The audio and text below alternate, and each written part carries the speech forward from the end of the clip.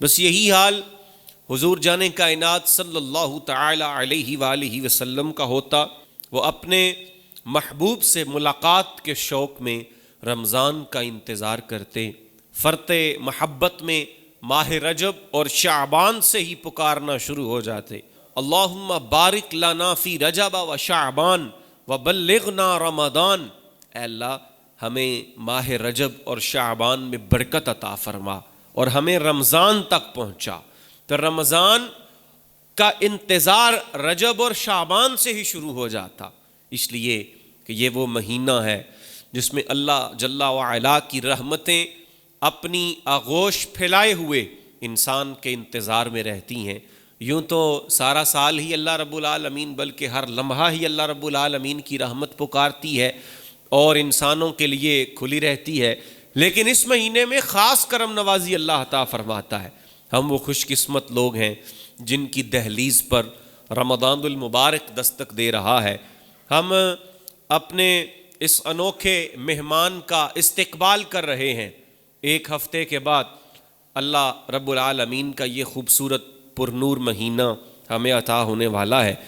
ہمارے پچھلے رمضان میں کتنے ہی ایسے لوگ تھے جو ہمارے ساتھ سحر میں افطار میں شریک ہوتے، ہمارے ساتھ کھانا پینا اٹھنا بیٹھنا ان کے شب و روز اسی معاشرے میں اسی سوسائٹی میں بسر ہوتے تھے، لیکن آج وہ اپنی زندگی کے شب و روز کو پورا کر کے قبرستان کی زینت بن چکے ہیں۔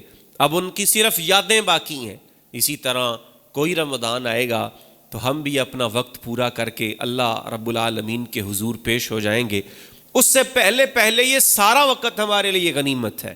ہم نے اس وقت کو یوٹیلائز کرنا ہے، ہم نے اس وقت کو استعمال اچھے طریقے سے کرنا ہے، تاکہ اس مہینے کے اندر ہمیں یہ انتظار نہ رہے کہ یہ خوبصورت مہینہ آئے گا تو ہماری بکری زیادہ ہوگی، ہمارے سموسے پکوڑے زیادہ بکیں گے، دہی بھلے زیادہ فروخت ہوں گے، ہمارے کریانہ سٹور سے جنرل سٹور سے مال بہت زیادہ بکے گا۔ بلکہ وہ تو بکے گا ہی بکے گا، لیکن اس کے ساتھ انتظار صرف اتنا ہونا چاہیے کہ ہم اس مہینے کا انتظار کریں گے جس مہینے میں اللہ رب العالمین انسانوں کے اوپر خصوصی طور پر فضل فرماتا ہے، جس میں اس کی رحمتیں پکار کے انسانوں کو آوازیں دیتی ہیں، جس کے آتے ہی خیر اور خیر ہو جاتی ہے، شیطان کو زنجیروں سے جکڑ دیا جاتا ہے تاکہ وہ انسانوں کو نقصان نہ پہنچا سکے، نفس اپنے حدود کے اندر آ جاتا ہے، صرف محبتیں ہی محبتیں پورے معاشرے کے اندر نظر آتی ہیں۔ اس کی راتوں میں قرآن کی زبانی تلاوت سے ہم محظوظ ہوتے ہیں، جس کی راتوں میں اپنائیت کا احساس ہوتا ہے، تو اس کی آمد کا انتظار حضور صلی اللہ تعالی علیہ وآلہ وسلم بڑی بے چینی کے ساتھ فرمایا کرتے، بڑے شوق سے رمضان کا انتظار کرتے، رمضان کے فضائل مناقب بیان کر کے صحابہ کرام کی ذہن سازی فرمایا کرتے، جہاں انہیں اس موقع کے لیے تیار کیا جا رہا، انہیں اس خوبصورت کام کے لیے تیار کیا جا رہا ہے۔ ایک مرتبہ حضور جان کائنات صلی اللہ تعالی علیہ وآلہ وسلم نے شعبان کے آخری دن میں خطبہ ارشاد فرمایا، انتہائی مؤثر اور انتہائی جامع انداز میں رمضان المبارک کا تعارف کروایا اور اس مہینے میں کثیر اعمال خیر کرنے کی توجہ دلائی، ترغیب دی۔ حضرت سلمان فارسی رضی اللہ تعالی عنہ سے مروی ہے، حضور صلی اللہ تعالی علیہ وآلہ وسلم نے شعبان کی آخری تاریخ میں ہمیں خطاب کرتے ہوئے ارشاد فرمایا، ایھا الناس قد اظلکم شہر عظیم شہر مبارک، اے لوگو اللہ نے تمہارے اوپر ایک پاکیزہ پرنور اور عالی مرتبت مہینہ سایہ فگن کر دیا ہے، خوبصورت مہینہ تمہارے پاس آ رہا ہے، شہر فیہ لیلۃ خیر من الف شہر، اس مہینے میں ایک رات ایسی ہے جس میں عبادت کرنا 1000 مہینوں سے بھی اللہ نے افضل قرار دیا ہے۔ کیسی یہ خوبصورت رات ہے، اس میں عبادت کرنا 1000 راتوں سے افضل ہے، اور جعل اللہ صیامہ فریضۃ، اللہ نے اس کے دن کو روزہ رکھنا فرض قرار دے دیا ہے، اور اس کی راتوں میں قیام کرنا تمہارے لیے نفل قرار دے دیا ہے۔ وہ راتوں میں قیام کیا جاتا ہے، دن کے اندر روزہ رکھا جاتا ہے، اور من تقرب فیہ بخصلۃ من الخیر کان کمن ادا فریدۃ فیما سوا. حضور فرماتے ہیں جو بندہ اس مہینے میں کوئی نیکی کا کام کرتا ہے تو یہ ایسے ہی ہے جیسے کہ اس بندے نے کوئی فریضہ سر انجام دیا ہو. یعنی حضور صلی اللہ تعالی علیہ وآلہ وسلم فرماتے ہیں اس مہینہ میں نفل کرنے کا ثواب وہ فرض کے برابر کر دیا جاتا ہے. اور ومن ادا فیہ فریدۃ کان کمن ادا 70 فریدۃ فیما سوا. فرمایا ایک نفل کا ثواب فرض کے برابر اور فرض کا ثواب 70 فرائض کو ادا کرنے کے برابر اللہ عطا فرما دیتا ہے. یہ اس مہینے کا خصوصی طور پر پیکج ہے. وَهُوَ شَهْرُ الصَّبْرِ وَالصَّبْرُ ثَوَابُهُ الْجَنَّةُ. فرمایا یہ صبر کا مہینہ ہے اور صبر کا ثواب جنتی ہے, صبر کا بدلہ جنت ہے. جو بندہ صبر کرتا ہے, صبر کرنے والے کو جزا جنت کی شکل میں اللہ سبحانہ و تعالی عطا فرما دیتا ہے. تو اس مہینے کے اندر انسان صبر کرتا ہے. صبر یوں کرتا ہے کہ وہ اس کے سامنے دنیا کی نعمتیں پڑی ہوئی ہیں, اس کے سامنے کھانے پڑے ہوئے ہیں, اس کے سامنے طرح طرح کے مشروبات پڑے ہیں, لیکن وہ صبر کرتے ہوئے اللہ سبحانہ و تعالی کی رضا کے لیے ان تمام چیزوں سے دور ہو جاتا ہے اور اللہ کی حلال کردہ چیزیں بھی چھوڑ دیتا ہے. وہ جب افطار کا اعلان ہوا, اذان کان میں پڑی, تو پھر اس نے اللہ رب العالمین کے حکم کے مطابق روزہ افطار کیا. تو یہ صبر ہے اس کا. اور حضور نے فرمایا سنو تم نے صبر کیا, صبر کا بدلہ صرف جنت ہی ہے, صبر کا ثواب صرف جنت کی شکل میں دیا جا سکتا ہے. جو بندہ صابر ہوتا ہے اس کا صلہ جنت کی صورت میں عطا کیا جاتا ہے. پھر حضور نے فرمایا وَشَهْرُ الْمُوَاسَاتِ, یہ مہینہ ہمدردی کا مہینہ ہے. اس مہینے میں رحم دلی پنپتی ہے, اس میں ہمدردیاں کی جاتی ہیں. بندے کو احساس ہوتا ہے کہ میں اس مہینے میں اگر سارا کچھ ہونے کے باوجود اگر نہیں کھا رہا اور بھوک اور پیاس کی شدت مجھے تنگ کر رہی ہے, تو پھر ان بھائیوں کا خیال بھی ذہن میں آتا ہے جنہیں سارا سال ہی کچھ کھانے کے لیے میسر نہیں ہوتا, جو 2 وقت کی کھانے کے لیے ترستے ہیں. وہ بازاروں کے اندر, گلیوں کوچوں کے اندر محنت اور مزدوری کرتے نظر آتے ہیں, پھر بھی ان کے لیے 2 وقت کا کھانا مشکل ہو جاتا ہے.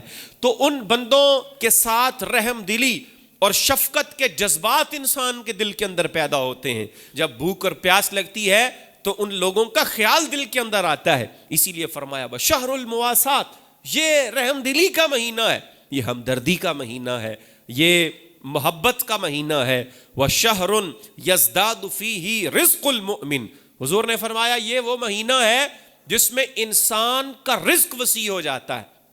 اللہ تعالیٰ رزق میں اضافہ کر دیتا ہے. رزق میں اضافے کا مطلب کیا یہ ہے کہ انسان چونکہ صبح سے لے کر شام تک وہ کھانے سے پرہیز کرتا ہے, کھاتا پیتا نہیں ہے, تو وہ کھانا بچ جاتا ہے تو وہ برکت ہے؟ نہیں, بلکہ برکت یہ ہے کہ اللہ رب العالمین اس مہینے میں انسان کو وہ نعمتیں عطا فرما دیتا ہے جو نعمتیں پورا سال اس سے دور رہتی ہیں. وہ ساری برکتیں, وہ ساری نعمتیں اس مہینے میں میسر آ جاتی ہیں. اور پھر فرمایا, اب دیکھیں کسی بندے کو کھانا کھلانے کے بارے میں حضور نے فرمایا من فطر فیہ صائما کان مغفرۃ لذنوبہ وعتق رقبتہ من النار وَكَانَ لَهُ مِثْلُ أَجْرِهِ مِنْ غَيْرِ أَنْ يَنْتَقِصَ مِنْ أَجْرِهِ شَيْءٌ. فرمایا جس بندے نے کسی روزے دار آدمی کا روزہ افطار کروا دیا تو اس کا روزے کو افطار کروانا یہ اس کے گناہوں سے بخشش کا وسیلہ اور ذریعہ بن جاتا ہے. یہ افطاری گناہوں کی مغفرت کا سبب بن جاتی ہے, یہ گناہوں کی مغفرت کا سبب بن جاتی ہے اور آتش دوزخ سے گردن کی آزادی کا مژدہ جاں فضا بن کر نظر آتی ہے. اور پھر اگلی خوشخبری یہ ہے کہ جس بندے نے کسی کا روزہ افطار کروایا, روزہ افطار کروانے والے کو اللہ رب العالمین اتنا ہی اجر عطا فرماتا ہے جتنا روزہ رکھنے والے کو اجر عطا فرماتا ہے. دونوں کے فرائض میں, دونوں کے ثواب میں اللہ کوئی کمی نہیں کرتا. اس کو بھی اپنی جناب سے عطا فرماتا ہے, اس کو بھی اپنی طرف سے عطا فرماتا ہے. تو یہ اللہ رب العالمین کا خوبصورت پیکج ہے, اللہ کی کرم نوازیاں ہیں. یہ حضور کی امت کے لیے خصوصی طور پر مہربانی ہے. فرمایا جانے کائنات نے ایک شخص صبح سے لے کر ظہر تک مزدوری کرتا ہے, اور مزدوری اس کی ایک قرات طے کی جاتی ہے. بھئی کوئی بندہ ہے جو صبح سے لے کر شام تک مزدوری کرے اور اس کو ایک قرات کے برابر میں رقم ادا کروں, ایک قرات اس کو دے دوں, تو بندہ آیا مزدوری کرنے لگ گیا, اس نے صبح سے لے کر ظہر تک مزدوری کی, تو اس بندے کو بعد میں اس کی بس ہو گئی, اس نے کہا جی اب میں مزدوری نہیں کرتا, تو اس کو ایک قرات دے دیا گیا. پھر دوسرے بندے کو بلایا, ہے کوئی ظہر سے لے کر شام تک مزدوری کرے, اس کو ایک قرات دے دوں, تو کوئی بندہ آیا, اس نے کہا میں کروں گا. وہ ظہر سے عصر تک کرتا رہا, عصر کے بعد اس نے کہا جی اب بس میں نہیں کرتا, مزدوری دیتے ہو تو دے دو, نہیں دیتے تو نہ دو. اس بندے نے اس کو بھی ایک قرات دے دیا. پھر کسی اور کو بلایا, اس نے عصر سے لے کر مغرب تک ٹائم مزدوری کی, اس کو بھی ایک قرات مل گیا.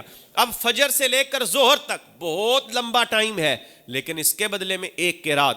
پھر ظہر سے لے کر عصر تک یہ تھوڑا کم ٹائم ہے, اس کے بدلے میں بھی ایک قرات. اور پھر عصر سے مغرب تک زیادہ کم ٹائم ہے, اور اس میں بھی ایک قرات. حضور نے فرمایا یہ مثال ہے میری امت کی کہ اللہ سبحانہ و تعالی نے اس کی عمر بہت تھوڑی رکھی ہے, 50 سال, 60 سال, 70 سال, ایوریج عمر 60-70 سال, لیکن اس کے بدلے میں اس کو جو نیکیاں عطا فرمائی جاتی ہیں تو یہ انہی لوگوں کے اعتبار سے عطا فرمائی جاتی ہیں جن کی عمریں بڑی طویل ہوا کرتی تھیں. 100 سال عمر, 1000 سال عمر, 950 سال عمر, 500 سال عمر, ان لوگوں جتنی اللہ تبارک و تعالی اس بندے کو نیکیاں عطا فرما دیتا ہے. تو صحابہ پریشان ہو گئے, یا رسول اللہ وہ بندہ جو لوگوں کا روزہ افطار کروائے گا, دسترخوان پر طرح طرح کے کھانے سجے ہوں گے, طرح طرح کے مشروبات پڑے ہوں گے, پھر وہ روزہ افطار کروائے گا تو اللہ تو اس کو بڑا اجر عطا کر دے گا. یا رسول اللہ کوئی بندہ غریب ہو,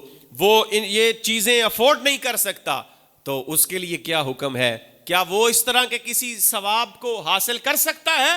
تو رسول اللہ صلی اللہ تعالی علیہ وآلہ وسلم نے ارشاد فرمایا یہ صرف ایسے ہی نہیں ہے, بلکہ یہ ہے یعطی اللہ ھذا الثواب من فطر صائما علی تمرۃ او شربۃ ماء او مذقۃ لبن. فرمایا اگر کوئی بندہ کسی بندے کو ایک گھونٹ دودھ پلا دیتا ہے اس کے روزے کو افطار کرواتے ہوئے, یا ایک کھجور ہی اس کو دے دیتا ہے, تو اللہ سبحانہ ہوا تعالیٰ اسے بھی یہ سارے فضائل عطا فرمائے گا, اسے بھی ساری برکتیں عطا فرمائے. تو نیت اللہ تعالیٰ دیکھتا ہے, انسان کی نیت میٹر کرتی ہے. اگر آپ کی نیت اچھی ہے تو اچھی نیت کے ساتھ ادا کی ہوئی ایک کھجور بھی آپ کے لیے نیکی کا باعث بن جاتی ہے. اور کچھ لوگ وہ ہوتے ہیں کہ جو کام کرتے ہیں, بڑے بڑے دسترخوان لگاتے ہیں, لیکن ان کی نیت دکھاوا کرنا ہوتی ہے. ان کی نیت یہ ہوتی ہے کہ میں لوگوں کے اندر معروف ہو جاؤں کہ یہ بندہ بڑا سخی ہے, اس کے پاس بڑی دولت ہے, یہ بڑا لوگوں کی سیوا کرتا ہے. تو اللہ رب العالمین تمام لوگوں کی نیتوں سے آگاہ ہے اور نیتوں کے مطابق اجر دیتا ہے. اس لیے فرمایا کہ لازمی نہیں ہے دسترخوان سجا ہوا ہو, انواع و اقسام کے کھانے پڑے ہوں, اور افطاری وہی افطاری قرار پائے گی جس نے کسی کو اتنا کھانا کھلا دیا, بلکہ اگر کوئی بندہ کسی کو ایک کٹورے میں سادہ پانی بھی پلا دیتا ہے تو اس کو بھی ثواب مل جاتا ہے. وَمَنْ أَشْبَعَ فِيهِ صَائِمًا سَقَى اللَّهُ مِنْ حَوْضِي شَرْبَةً لَا يَظْمَأُ حَتَّى يَدْخُلَ الْجَنَّةَ. اللہ اکبر. فرمایا حضور نے جس نے صحیح اہتمام کے ساتھ روزے دار کو اچھا کھانا کھلایا, اچھی پرتکلف افطار کروایا, تو اللہ رب العالمین اسے حوض کوثر سے ایسا جام پلائے گا کہ جس کی وجہ سے اس کو کبھی پیاس ہی محسوس نہیں ہوگی, یہاں تک کہ وہ جنت کے اندر داخل ہو جائے. قیامت کا سارا دن جس میں لوگوں کے حلق خشک ہو جائیں گے, زبانیں وہ پیاس سے باہر نکل آئیں گی, اس دن بھی اللہ سبحانہ و تعالیٰ اس بندے کو پیاس محسوس نہیں ہونے دے گا. یہ حضور صلی اللہ تعالیٰ علیہ وآلہ وسلم نے فرمایا. اور پھر فرمایا اس مہینے کا پہلا حصہ رحمت ہے, دوسرا حصہ مغفرت ہے, اور تیسرا حصہ جہنم سے آزادی کا ہے. جو شخص اپنے غلام کی ذمہ داریوں میں تخفیف کر دے تو اللہ رب العالمین اس کی مغفرت فرما کر جہنم سے آزادی عطا فرما دے گا. یہ بھی ایک بڑا کام ہے, غلام سے یا اپنے ملازم سے کم کام لینا اور اس کو تھوڑے کام کے لیے اس کو زیادہ اجرت دینا تاکہ اس کا روزگار بھی لگا رہے اور وہ روزہ بھی رکھ سکے۔ تو رمضان المبارک کے حوالے سے جو اس کی تیاری ہے وہ سب سے پہلے تو یہ ہے کہ ہم اچھی نیت کر لیں، یہ پکا ارادہ کر لیں کہ انشاءاللہ اس مرتبہ ایک روزہ بھی قضا نہیں ہوگا، ایک روزہ بھی نہیں چھوڑیں گے، روزے سارے رکھیں گے۔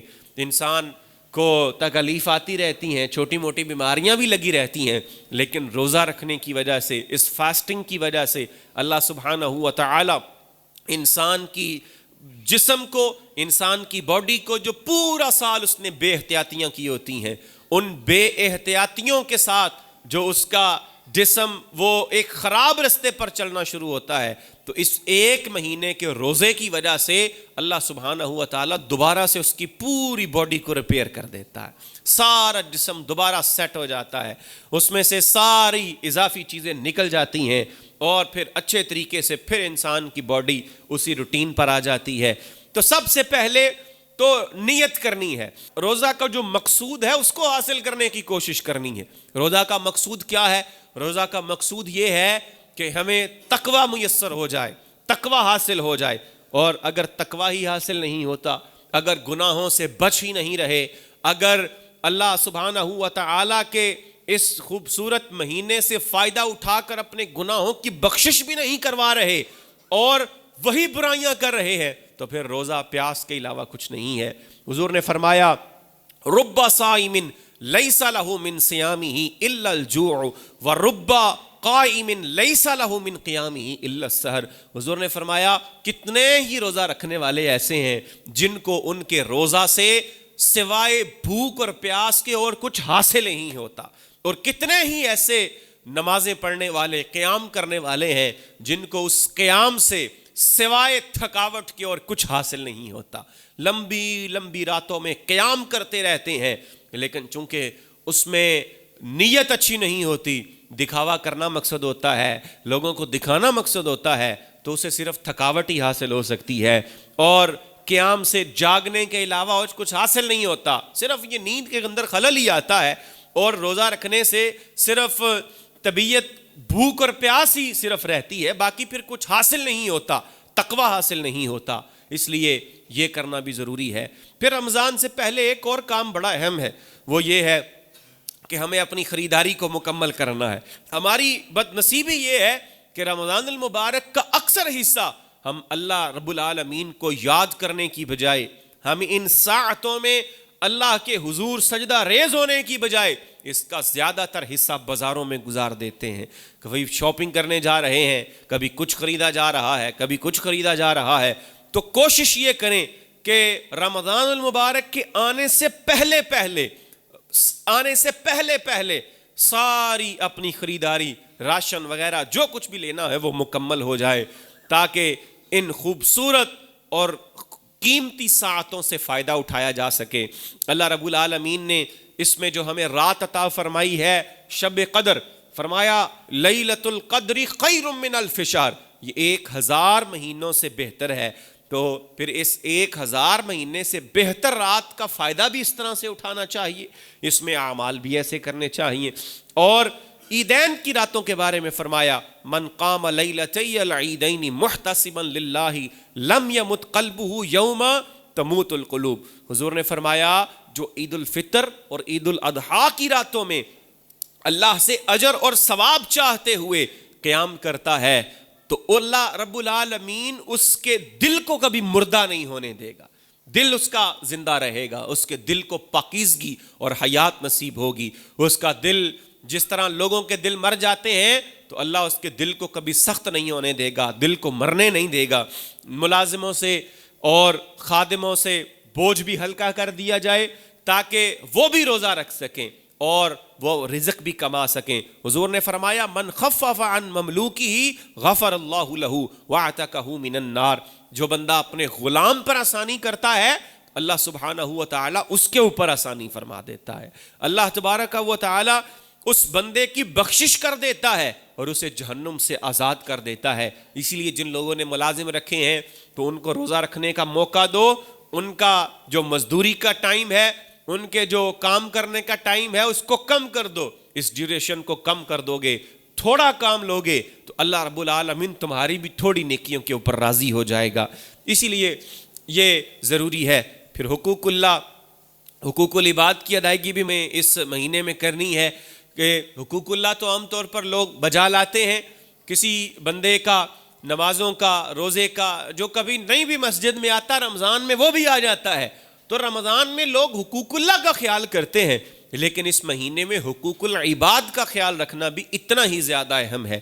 اتنا ہی زیادہ اہم ہے کہ بندہ حقوق العباد کا خیال کرے، لوگوں کو تنگ نہ کرے، لوگوں کو تکلیف نہ پہنچائے، اور جن لوگوں کو تنگ کیا تھا، ماضی میں کیا تھا، ان لوگوں کے ساتھ صلح کر لے، ان لوگوں سے معافی مانگ لے. پھر سحر اور افطار یہ لازمی کرنا چاہیے. بعض ہمارے ہاں جو نوجوان ہیں وہ سحر ٹائم اٹھتے نہیں ہیں، کیونکہ ساری رات جاگتے رہتے ہیں، تو پھر جب صبح کا ٹائم ہوتا ہے تو نیند آ جاتی ہے، پھر ایسے ہی سو جاتے ہیں، اور پھر وہ اسی جو رات کو کھانا کھایا تھا اسی کے ساتھ وہ روزہ بھی رکھ لیتے ہیں. تو اس طرح رسول اللہ صلی اللہ تعالیٰ علیہ وآلہ وسلم نے سحری کھانے کی خصوصی طور پر ترغیب فرمائی ہے کہ سحر کھایا کرو. فَإِنَّ اللَّهَ وَمَلَائِكَتَهُ يُصَلُّونَ عَلَى الْمُتَسَحِّرِينَ. حضور نے فرمایا جو بندہ سحر کھاتا ہے تو اللہ اور اس کے فرشتے اس کے اوپر رحمتیں نازل فرما دیتے ہیں. اللہ اور اس کے فرشتے اس کے اوپر رحمتیں نازل کرتے ہیں. اب دیکھو ہم نے کرنا کیا ہوتا ہے، صرف کھانا ہی تو کھانا ہے. صبح اٹھیں گے، نماز سے قبل کھانا کھائیں گے، پھر نماز ادا کریں گے، پھر سارا دن جو مرضی کرتے رہیں. تو اللہ رب العالمین اس کھانا کھانے کی وجہ سے بھی ہمارے اوپر برکتیں، ہمارے اوپر رحمتیں، اور صرف اللہ ہی نہیں، اللہ کے فرشتے بھی ہمارے اوپر رحمتیں اور برکتیں نازل کرتے ہیں. اور حضرت انس بن مالک رضی اللہ تعالی عنہ سے مروی ہے، حضور نبی رحمت صلی اللہ علیہ وسلم نے فرمایا تسحروا فإن فی السحور برکہ. فرمایا سحری کھایا کرو، اس لیے کہ سحری کے اندر اللہ نے برکت رکھی ہوئی ہے. تو سحری کرنا یہ اپنا شعار بنا لیں، سحری نہیں چھوڑیں. سحری کریں گے تو روزے کے اندر اعتدال بھی رہے گا. پھر ہمیں ایک اور اعتدال بھی کرنا ہے، لذتوں اور چٹخاروں سے بھی تھوڑا بچنا ہے. حضور نے فرمایا انسان نے اپنے پیٹ سے بڑھ کر کوئی برا برتن نہیں دیکھا جتنا بڑا برتن انسان کا یہ پیٹ ہے. آدمی کے لیے تو چند لقمے ہی کافی ہیں جو اس کی قوت اور توانائی کو قائم رکھیں، اس کی کمر کو سیدھا رکھ سکیں. اور اگر نفس کا تقاضا ہو کہ زیادہ کھانا ہی پڑے تو پھر یاد رکھو اس طرح سے کھاؤ، ایک حصہ کھانے کے لیے ہو، ایک حصہ پانی کے لیے ہو، اور ایک حصہ سانس لینے کے لیے چھوڑ دو. کوئی بندہ اگر اس طریقے کے مطابق کھاتا ہے وہ ساری زندگی کبھی بیمار نہیں ہو سکتا. اس لیے کہ ہم زیادہ کھاتے ہیں تو ہمارا جو معدہ ہے، سٹمک، وہ ہماری بیماریوں کی جڑ کہلاتا ہے. یہیں سے ساری بیماریاں نکلتی ہیں اور وہ پورے جسم میں پھیل جاتی ہیں. اس لیے رمضان المبارک کے اندر ان چیزوں سے پرہیز کیا جائے. اور ایک اور کام جو بڑا اہم ہے وہ یہ ہے کہ رسول اللہ صلی اللہ تعالیٰ علیہ وآلہ وسلم جس طرح فرماتے تھے، حضور صلی اللہ علیہ وآلہ وسلم رمضان کے آنے سے پہلے ہی اللہ سے دعائیں کرنا شروع کر دیتے، تو پھر رمضان میں اور زیادہ دعائیں کرتے. تو اللہ رب العالمین سے دعا مانگیں، اللہ سبحانہ و تعالی سے دعا مانگا کریں. اس لیے کہ اللہ فرماتا ہے وَقَالَ رَبُّكُمُ ادْعُونِي أَسْتَجِبْ لَكُمْ. تم مجھ سے دعا کرو، میں تمہیں خالی ہاتھ نہیں موڑوں گا، میں تمہاری ضرور سنوں گا، تمہاری دعا کو ضرور پورا کروں گا. اور دعا کو مومن کا ہتھیار بھی قرار دیا گیا ہے، تو اس لیے دعا کے اوپر خصوصی طور پر توجہ کی جائے. حضور نے فرمایا یا ابن آدم انک ما دعوتنی ورجوتنی غفرت لک علی ما کان فیک ولا ابالی. یا ابن آدم لو بلغت ذنوبک عنان السماء ثم استغفرتنی غفرت لک ولا ابالی. حضور نے فرمایا ابن آدم تو جب تک مجھ سے دعا کرتا رہے گا اور قبولیت کی امید بھی رکھے گا تو کرتا رہے گا، میں تجھے بخشتا رہوں گا اور مجھے کوئی پرواہ نہیں ہے. اور فرمایا اگر تیرے گناہ آسمان کے کناروں تک پہنچ جائیں، آسمان کے بادلوں تک پہنچ جائیں، تو میں تب بھی تو مجھ سے دعا مانگے تو میں تیرے سارے گناہوں کو معاف کر دوں گا. یہ دعا کی برکت ہے. اللہ سبحانہ و تعالیٰ سے دعا بھی کرتے رہا کریں. اور ایک اور بات جو بڑی اہم ہے، فطرانے کا حساب کر لیں. اور فطرانے کا حساب صرف یہ نہیں ہوتا کہ سبھی لوگ یہاں مسجد میں جو بیٹھے ہوئے ہیں سبھی لوگ گندم کے حساب سے دیں. بھئی گندم کے حساب سے تو غریب آدمی دے گا، جس بندے کی 1000-1500 روپیہ دیہڑی ہے، مزدوری ہے، وہ گندم کے حساب سے دے لے تو ٹھیک ہے. باقی جو صاحب حیثیت اور صاحب استطاعت لوگ ہیں کہ وہ فطرانہ بھی اسی حساب سے ادا کریں. بھئی جو تھوڑا کم آدمی ہے، جس کے استطاعت کم ہے، وہ گندم کے اعتبار سے ادا کرے. جو تھوڑا درمیانہ ہے وہ کھجور کے اعتبار سے کر لے. جس کے پاس اور زیادہ پیسے ہیں، صاحب حیثیت ہے، تو اس کو چاہیے وہ کشمش کے اعتبار سے، منقع کے اعتبار سے کرے. تو یہ 6-7 ہزار روپے سے 8 ہزار روپے سے فرق کوئی بھی نہیں پڑتا. اللہ سبحانہ و تعالیٰ اور زیادہ عطا فرما دیتا ہے. 5,000 روپے تو ہمارے بچے بھی عیدی لے لیتے ہیں. تو اتنی اگر اللہ کی راہ میں بھی دے دیں گے، تھوڑی زیادہ کر کے دے دیں گے، تو کسی غریب آدمی کا بھلا ہو جائے گا. وہ اچھے کپڑے خرید لے گا، اچھا کھانا خرید لے گا. رمضان شروع ہوتے ہی آپ اس کو ادا کر سکتے ہیں. جب رمضان شروع ہو جائے فوری طور پر ادا کر دیں، چاہے جیسے آپ کی مرضی ہو، جب آسانی محسوس ہو، جیسے آسانی محسوس ہو. اگر انہی فطرانے کے پیسوں سے کسی غریب آدمی کو آپ سمجھتے ہیں کہ وہ روزے کے معاملے میں وہ افورڈ نہیں کر سکے گا، تو اسے آپ راشن بھی لے کر دے سکتے ہیں. فوری طور پر راشن پہلے لے دیں فطرانے کے طور پر، تو اللہ سبحانہ و تعالیٰ قبول کرنے والا ہے. اللہ رب العالمین ہم سب کی حاضری کو اپنی بارگاہ میں قبول فرمائے، اور رمضان کی برکتوں سے ہمیں بھی مستفید ہونے کی توفیق عطا فرمائے. وما علینا الا البلاغ المبین.